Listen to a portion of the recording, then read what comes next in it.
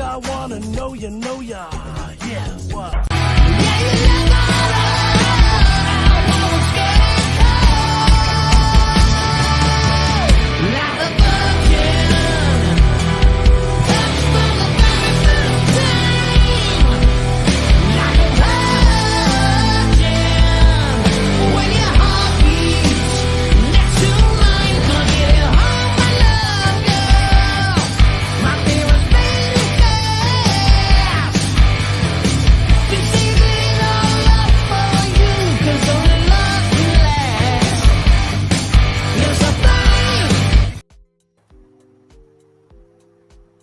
And we're live, ladies and gents, boys, girls, and children of the universe. Welcome to the 5th edition. A long time, first time, for me, JPL, and Brandon talk about movies that we just watched for the first time ever. But not new releases. No. Don't look for Rebel Ridge or Speak No Evil here. We don't speak none of that gibberish. We're talking older things. Brandon, how are you? I actually almost did Speak No Evil, but the other version, just to piss you off. Oh. Why would that piss me off? No, just be like, I did Speak No Evil. You're like, you can't do that. And be like, oh, yeah. Do. I would have. 2022. Right. I would have. I'm good. Children all over. I got interviewed for the school paper today, and I might have slipped that I have a movie show, but I wouldn't tell them the name of it because I say bad words sometimes. So. You do. No. I thought about plastering it on the middle school. I feel if they were that inclined, they could probably find it. Yeah, easily. But they didn't. The one show. This is the show where we don't talk about new movies. I made that rule, and now I'm regretting that rule, and I want to change that rule. But that's the rule. So no new movies because I watched a movie. We can do separate videos. I told you. We'll talk off air. Yeah, I guess. Hitman was good. I liked it. I did too. 4 stars. 4.5 stars. That's our Hitman talk. All right. There you go. Hitman review. 4. I'm excited again. Like always, this is my favorite time of the week. You gotta find more things to do during the week. What's that? You gotta find more things to do during the week. I know. Well, literally, I come home on Monday, I watch a movie. I come home on Tuesday, I watch a movie. I come home on Wednesday, and I watch a movie. And that's usually my 3 movies. This week I was lazy, and I had to watch 2 yesterday to get up to 3. So, but I got some big hole. Buddy, tell us, are we starting with the whole fill, or are we gonna wait for the whole fill? We're gonna start with the whole fill because if somebody. Wait a minute. Because I want to get some opinions on this because if anybody comes on, I want to hear their opinions of what I'm about to say. Oh, yeah. And, of course, the link is below. Link is also in the comments here. So, if you're friends with us, you can DM us and, pop on board. Tell us if you agree with some of our reviews and also give your own review of a movie you've seen recently. Yeah, because this is a pretty big hole. This is a movie that I think I'd seen parts of it, but it's so long that I've never seen the whole thing. I've seen clips, obviously. I watched Scarface for the first time. Ah. The Al Pacino one, not the 1930s one.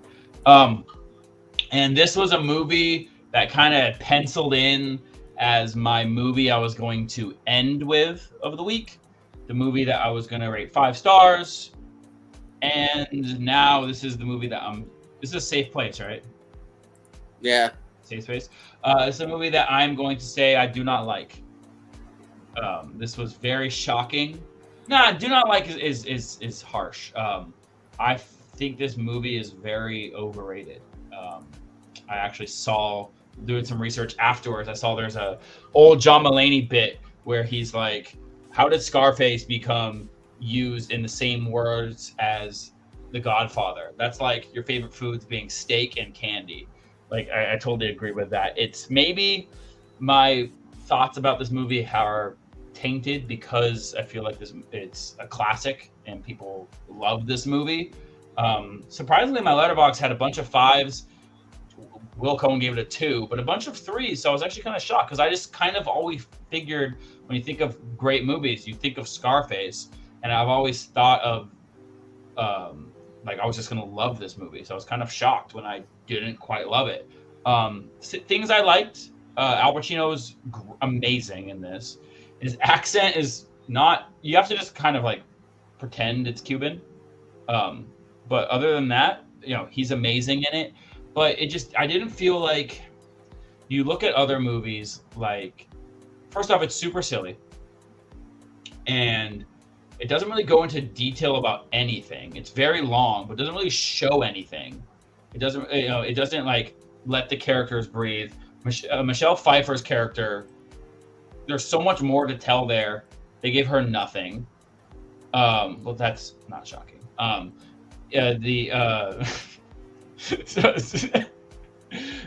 His friend, I really liked him, but it's like I would have liked to see like a little more like tension between them instead of just like one fight. We lost you audio wise. Can you hear me now? Yeah, you're good. You're still way back. Just talking about how his friend, like, I wish there was more there of like him pushing away his friend, but just like it was just kind of scene after scene after scene of him slowly devolving, but just like not really any like it didn't really flow from like you see him slowly devolve. It was just like, here's him, now he's this, now he's crumpier, now he's just, and like he's like each scene he's just like getting more and more, but they don't, like, for a 3-hour movie they don't show that much. There was something else I was gonna say.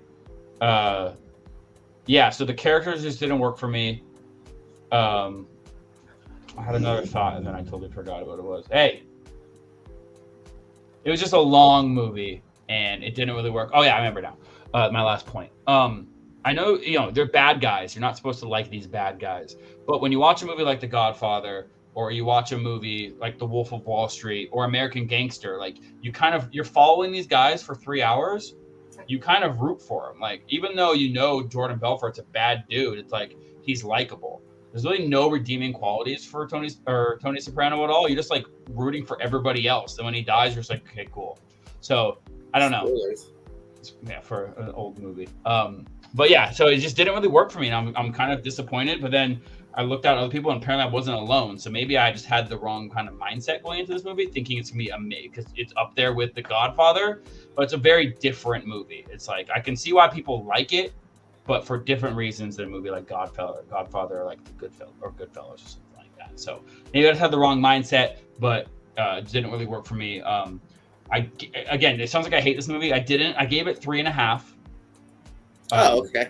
Which seems, so I still think there's some good stuff in there. It's still enjoyable. There's some boring parts in it, but the acting wise is still like really good. Some of the what's it called? The accents were a little rough, but overall it's like a good time. It's just not like, it's just overrated in my opinion.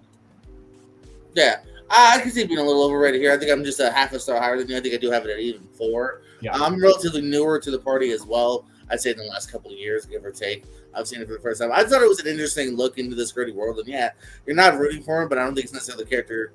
I mean, some people do root for him. Like, some people do idolize him in a weird way. But like, as far as like I'm with you on, like, I wasn't rooting for him, but I was intrigued as to this kind of world, and I think it's really gritty. I think it's pretty well done. So technically, it's pretty good. Technically, it's really good. Since no one's joining us, you know what that means, Brennan? Your weekly whole fill? No. I think we're alone now. Doesn't seem to be. So yeah, so Peter Dinklage is, as far as he knows, the last man on Earth. And until he finally finds a passed out Elle Fanning has finally arrived in his town here. And he's very reluctant to kind of bring her into his world here. They have kind of a conversation later on about how, he's been lonely his whole life. Why change that now? So, she kind of shoehorns her way into his little world here. He's slowly cleaning up his town, so the dead bodies don't stink anymore. That sounds like a fun premise, and this movie is for you. So it's definitely not your Will Forte Last Man on Earth kind of series here. It's a slow build. It's very, of course, just talk heavy here. It has kind of a weird twist, and I'm very torn on in its last act here. Let's just say the cast grows a little bit here. Don't spoil it, because if you do watch it organically, it is a very kind of cool, like, oh shit, cool. That's a pleasant surprise here. And yeah, that's kind of where the story does build a little bit more here, but it also kind of felt disconnected from where the story also began. And it felt like they had to, like, all of a sudden be like, oh, we have to go a little more thoroughly here, because otherwise, how does this movie really kind of end or whatnot? But I think the ending kind of worked for me enough here, and the two leading performances here, I dig Dinklage and Fanny here, kind of making this weird bond. I meant to put this up a long time ago, by the way. Oopsies. I had to Google. I was like, he sang the song, but I don't know if that was the name of the movie. Yeah. Whoopsies. You could interrupt me and let me know I fudged up. No, you're in your game. You're in your bag. What? I was in my game of editing, though, so yeah. I'm going to give it 3 stars. Very slight recommendation. Equals 3. What did I type there? It's a very slight recommendation here. Frowny face. Of a small movie here. No, that wasn't enough. I'll get speaking English. Again, Newsbomb, if you got something you want to talk about, let us know here. Anyone else, if you want to message us. Brandon, what you got next, though? All right. You went double Dinklage. Last week you went Dinklage, too, didn't you? I might have. I think I've been having a marathon of him, yeah. the Dinklage of the week. Well, I doubled up. So from a movie that I thought I would like much more to another movie that I thought I would like a little bit more. We talked about kind of my holes in this guy a couple weeks ago. Let me get my thing up. I know the movie. I don't know why I need to do that. I watched Yoga Hosers for the first time. Okay. Ellie. There's a skateboarder outside just going up and down the hall. Get out of here. I watched Yoga Hosers for the first time. This movie stinks. I hated this movie. It was rough. I think, not spoiler alert, I think I liked Kilroy more. Shocking. No. Get the fuck out. Nothing. No. Nothing in this worked for me. Like literally, he tried to be cool with it by having like the Scott Pilgrim-esque video game pop-ups for each person, but they were like too fast. You couldn't read them. It was just annoying. The dialogue was bad. I thought Johnny Depp's daughter was okay. His daughter's really hit or miss for me sometimes. In this one, she was just kind of annoying. It was fun to see Austin Butler in this. Yeah. Everyone, I guess, is having fun, so that's a good time. Like Johnny Depp, I thought was actually pretty freaking funny in this. The only thing that worked for me was Johnny Depp, just because. But that alone puts this over Kilroy, does it not? They're literally tied for me. Actually, I changed them. I originally had it over, but yeah. So like he was at least having fun with it. Okay, they're at least having fun in this movie, but it doesn't come off as fun. I think he wanted it to be one of those so bad it's fun movies, but it just didn't work. They never mentioned this like whole satanic, like they have this whole satanic subplot, and then they just never come back to that. Like what the fuck was that whole like Satanism about? The yoga is weird. Like why are they doing yoga? And they're not even really doing yoga. They're just like stretching and then punching sausages. So that's weird too. It was just boring and like a drag. It felt so long, and it's not very long of a movie. It's just awful. I hated every second of this movie except for Johnny Depp, just because. And it took me a while. I was like, who is? Because I saw he was in the credits. I was like, oh, Johnny Depp's actually in this. And then he popped up. I was like, who is that actor that's playing this guy? And then I was like. Then all of a sudden it clicked, like, oh shit, that's Johnny Depp. So that was fun just to see him do that. I don't know why the mole kept moving. They kept multiplying, and every scene he was in, he had more moles, and they were in different faces on his. Like I think that was on purpose, mostly a bit. That was kind of amusing, but this is a 1.5-star movie. Oh damn! It's bad. It's bad, and I wanted to like it. I saw my brother watching it. I was like, this looks so stupid and cheesy. Like, let's go. I'm down. And then I just couldn't do it. No, you know what? As much as I was upset by you just saying trying to compare the skill, because at least this is like professionally shot, and like you could say whatever about the girls, everyone else is professionally acting. So I think that instantly puts this over for me by a decent mile. Even though I agree, this is actually, if you count Kilroy, this is Kevin's next worst film. If you don't count Kilroy, then yeah, this is probably his least liked film for me too as well. I remember after seeing it the first time, it was at I found it at the Dollar Tree on the Blu-ray for $1, and I was like, cool. And I was like, I know I'll never open this or watch this again, but at least I own it now. I didn't have to pay to finish my Kevin Smith Blu-ray collection. So yeah, that was an unfortunate one here. And we're not done speaking unfortunately here. We'll talk about a little movie called Trespass that came out a few years ago with Nicki Kidman and Nicolas Cage. Here, they're a family who gets one night just a bunch of robbers come in to steal their money here. What is it? Is it Ben Mendelsohn?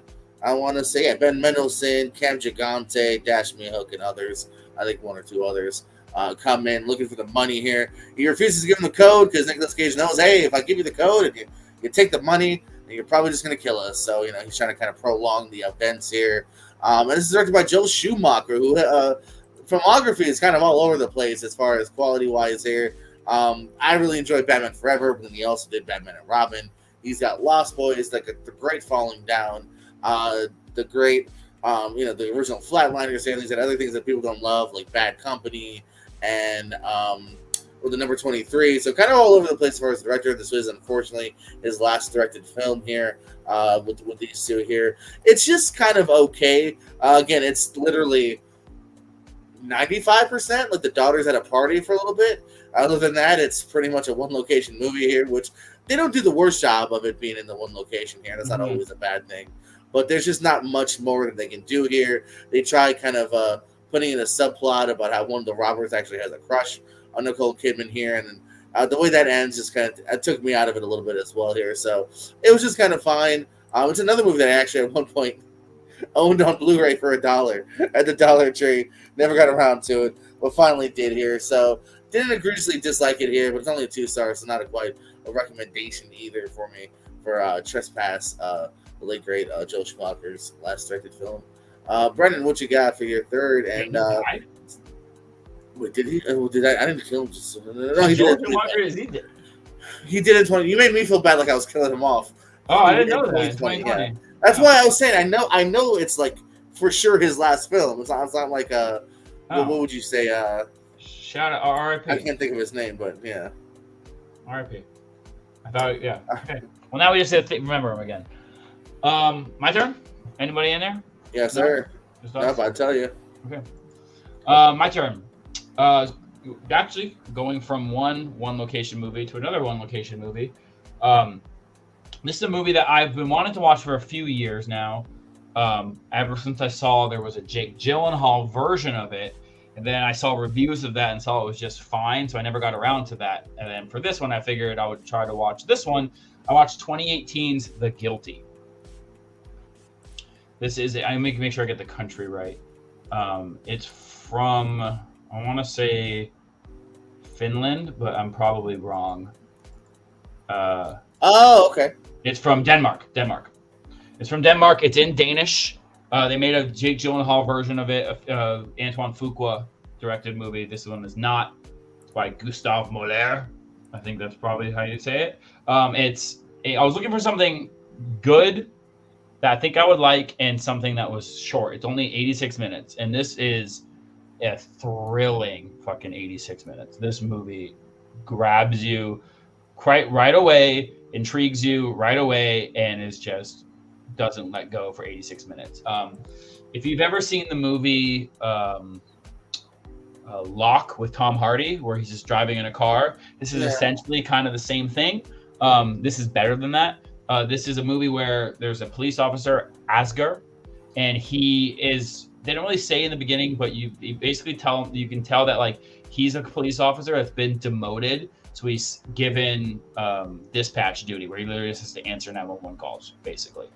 And through like his cell phone ringing and him talking to his lawyer and his other his former coworkers, you kind of find out more about why he got demoted.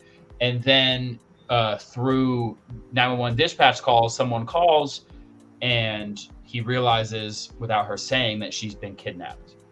So he works with the police. He makes other phone calls. He uses the database to find out where they're located and sends people to locations, but you never leave him.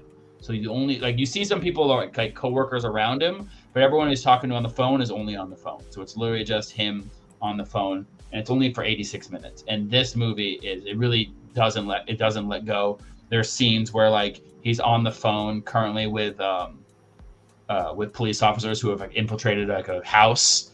And as like he's talking, like I literally got up and like leaned towards the screen, like no, like it really grabbed me that much, and like it's so thrilling for just 86 minutes. It doesn't let go. If any longer, might have been too long, but like 86 minutes was like perfect for something like this with this gimmick of you only really talking on the phone, and it twists and turns multiple times, not just one twist, twists and turns multiple times. His performance, even in Danish, his performance is outstanding because he's really all you see. You see he talks like maybe one or two other people like sitting in the background of him and like kind of looking at him and like reacting. But the only reactions you get are from his face and just him dealing with things and processing things. And the way everything unfolds and you find out, it wraps everything up, it wraps up like the kidnapping, it wraps up why he was demoted. Just great character development. Could not recommend this movie more. It's on Hulu. 4.5 stars. This was fucking awesome. Nice. Yeah, this was. Now I know why they remade it. I either forgot or didn't know that this was a remake, so that's cool. Oh, maybe I'll watch that. I heard that like they changed. It's pretty much the same. I think they changed the ending a little. Like the twists are kind of the same from what I hear, but the ending they changed a little bit. Apparently, it's just like Jake Gyllenhaal screaming for 90 minutes. It's also short. For 90 minutes instead of just like being more like reserved like this guy is. So apparently it doesn't work as well, but I might give that one a try too. But if you're interested in that concept, this one is the one to watch. Right on. Unless we got a guess there, my final film of the week here. Let me see who's this by Gary Fletter. I don't know who you are. Kiss the Girls. I decided to give a watch here. The first, I believe, of the Alex Cross adventures of Morgan Freeman, who would reprise his role in Along Came a Spider a few years later. And then after that, Tyler Perry would take over the mantle as Alex Cross, the detective hunting here. Kind of similar-ish to Silence of the Lambs here, a bit of a, a carbon copy. Not a carbon copy, but like definitely inspired from it is just there's a one, if not more, big serial killers who, abduct girls here and keeps them hostage until they maybe mess up and then kill them if they don't kind of obey the rules, if you will. Here, Morgan Freeman's niece gets taken, so he has a little bit more of a gumption to solve this case here. Ashley Judd actually escapes from the prison pretty early on here, and so she joins along here because that's totally what happened in real life. Victims totally get to tag along for hunting down the victim all the time. And so, yeah, nice little clip to cast here as well. Carrie Elways, Jeremy Piven pops up when he didn't have hair. He didn't have that entourage money to get hair, so he's in this as well here. So I didn't mind it here. I mean, again, I was intrigued enough to kind of go along with the case and the whatnot of where these girls are and the comeuppance of what would happen here. There's still some twists, even all the way to the end, exactly who is kind of in charge and whatnot here. Whether that pays off is kind of up to you. So I didn't love it, but it gave it a slight recommendation. I'm going to give it, just like I think we're alone now, I'm going to give it even a 3 for me this week here on Long Time. Midweek. And, that's going to happen. Like I said, I don't go for big whole fill sometimes. Yeah. I just go for movies here. But yeah, Gary Fletter evidently got a couple of interesting things. Homefront with Jason Statham and James Franco looks like might have been his last movie. Runaway Jury, Don't Say a Word. I like that one. So yeah, interesting enough filmography from Gary. Brandon, anything else you want to touch upon here? No, this was a bad week. Well, I thought it was gonna be a bad week. Like it was an interesting week because I kind of try to plan out based off this show. I don't just like want to watch just a bunch of stuff. I don't want to just watch like a bunch of bad stuff. So I try to kind of plan out my attacks for the week. I make no plan. And yeah, and that works too. That's the main difference between us, I guess. I just, I like to hit on things and try to be like the whole point of the show for me was be productive. So I watch the crap. Let me just watch So I'm trying to. Eventually, I wanted to end the show because I'm running out of movies to watch. That's my goal. There's so many movies, we will never run out of movies to watch. That's also true. So I started off with Yoga Hosers, thinking knowing it would be bad, and then I would hit it off with Scarface, thinking it would be a 5. Honestly, I was a guarantee. I was like so prepared to give it a 5-star. I think again, just my expectations. And then I was like, I need something good. Give me a 4. So I threw up. The Guilty was kind of like a prayer that I threw up, and it was awesome. So highly recommend. Everything is on streaming. I think Peacock, Amazon Prime, and The Guilty was on Hulu. So if you're looking for a Yeah, and I want to say I went Prime to be Paramount, maybe. Yeah, I also try to do that. I try to spread them out. Any plugs or parting words? Tune in every Thursday to this show. Yeah. Hey, that's what he said. That's what I said. That's what you should do. Do it. Tell a friend. If you don't want to do it because you think it's lame, tell an enemy. Make them do it. Make them come on the show and talk about a movie. Then, most of all, Brandon, you know what we do. I love you more than you know.